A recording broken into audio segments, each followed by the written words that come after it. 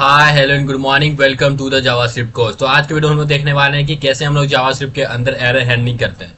तो उसके लिए सिंपली मैं अपना जो जावास्क्रिप्ट का फोल्डर उसको ओपन करूंगा VS कोड के अंदर। सोल्यूशन ओपन विद कोड करके मैं इसको ओपन करूंगा VS कोड के अंदर।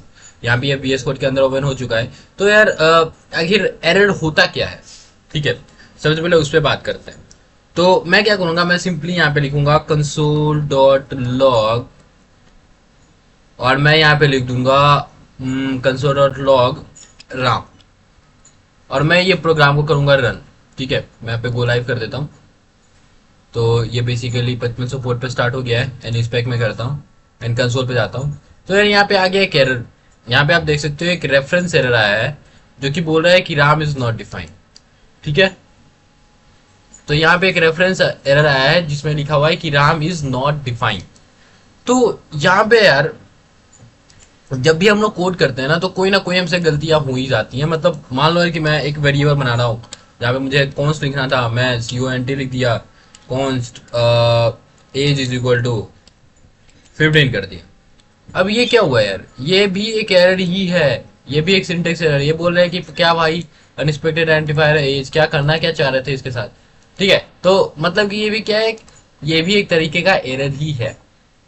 ठीक है, तो एरर हैंडलिंग से बचने के लिए, मतलब ऐसे छोटे छोटे एरर से बचने के लिए हम लोग यूज करते हैं क्या चीज, एरर हैंडलिंग। अब एरर हैंडलिंग होता क्या है, एरर हैंडलिंग हम लोग करते हैं ट्राई कैच ब्लॉक से। जैसे कि कंडीशनल होता है आपका इफ एल्स ब्लॉक से, वैसे ही आपका एरर हैंडलिंग होता है ट्राई कैच ब्लॉक से। आप लोग सिंपली क्या लिखो, ट्राई लिखो। बाकी आपको नीचे में ट्राई कैच का ब्लॉक भी दिख रहा होगा, आप लोग इस पे भी क्लिक करोगे तो आपको ट्राई कैच का बेसिकली पूरा पूरा सिंटेक्स मिल जाएगा। बट अभी मैं सिंपली ट्राई लिख के आपको बताता हूँ। मैंने ट्राई लिखा और सिंपली यहाँ पे ब्लॉक दे दिया। इसमें कोई कंडीशन वगैरह नहीं होता, तो आपको यहाँ पे ध्यान रखना है कि यहाँ पे आपको ये पैरेंथेसिस नहीं देना है। ट्राई में कोई पैरेंथेसिस वगैरह नहीं होता है। अब ट्राई ब्लॉक जो होता है ना, आप लोग जैसे ही ट्राई पे बेसिकली आपको ये करोगे, होवर करोगे, तो अभी तो नहीं आ रहा बट आपका ये लिख के आएगा कि ट्राई, जो भी ट्राई जब भी आप लोग, तो उसके साथ एक कैच होना जरूरी है। तो ट्राई के साथ आपको कैच भी लगाना पड़ेगा। आप लोग जैसे ही कैच लगाओगे आपका ये जो ट्राई के ऊपर एरर आया था वो हट जाएगा। और कैच बेसिकली एक ऑब्जेक्ट लेता है, एरर ऑब्जेक्ट। ठीक है, तो ये आपका होता है ट्राई कैच का सिंटेक्स। ठीक है, ये आपका क्या होता है, ट्राई कैच का सिंटेक्स। मान लो मैं एक कोड लिख रहा हूँ जो जिसमें कि एक छोटा सा एरर है। मैं लिख रहा था कंसोल लॉग, मैं सैम को प्रिंट करना चाह रहा था बट सैम क्या है मेरे प्रोग्राम में डिफाइन ही नहीं है। तो ये क्या करेगा, ये एक एरर थ्रो करेगा। अभी मैं आपको दिखाऊं ना रिलोड करके, कुछ भी नहीं होगा। आप बोलोगे यार यार ये श्याम पे तो एरर आना चाहिए था, क्यों नहीं, कुछ नहीं हो रहा है। यहाँ पे देख लो, यहाँ पे कुछ नहीं हो रहा है। मैं रिलोड कर रहा हूँ, कुछ नहीं हो रहा। इसलिए कुछ नहीं हो रहा है क्योंकि आपने कंसोल लॉग को किसके अंदर कर दिया है, ट्राई के अंदर कर दिया है। ठीक है, आप लोग जैसे इसके ट्राई के अंदर लिख दिया ना, ट्राई के अंदर लिख दिया मतलब कि ये जो प्रोग्राम है जिसको मैंने हाईलाइट कर रखा है उसको एक बार ट्राई करो, उसको क्या करो, एक बार ट्राई करो। अगर वो एरर थ्रो कर देता है, अगर वो एरर थ्रो कर देता है, फिर से सुनना, अगर वो एरर थ्रो कर देता है तो कैच वाला सिंटेक्स रन करो। फिर से सुनना, ये जो ट्राई के अंदर आप जो भी लिखते हो ना, उसका मतलब होता है कि अगर वो चल जाता है, अगर वो चल जाता है तो ठीक है भाई, उसके बाद कुछ मत करो। मतलब अगर कंसोल लॉग सैम अगर रन कर जाता है, जैसे कि अभी कंसोल लॉग सैम रन कर जाएगा तो सैम प्रिंट हो गया। ठीक है, सैम क्या है, प्रिंट हो गया। लेकिन वहीं अगर सैम में कुछ एरर आ जाए, जैसे कि मैं अगर ये हटा देता हूं तो ये भी इधर से हटाना पड़ेगा। ठीक है, तो जैसा आप देख सकते हो अभी सैम क्या है, ये अपने प्रोग्राम में डिफाइन नहीं है। तो अभी ये कुछ भी नहीं हो रहा। मतलब कि जब एरर आता है, जब एरर आता है तो हमारा कैच ब्लॉक रन करता है। ठीक है, तो मैं क्या करूंगा, मैं सिंपली यहाँ पे कंसोल लॉग करूंगा एरर को। ठीक है, और अभी मैं आपको दिखाऊं तो ये आपका एरर नहीं है भाई, ये आपका क्या है, एरर नहीं है, ये क्या है, ये बेसिकली एक कंसोल लॉग है। ठीक है, ये क्या है, कंसोल लॉग है।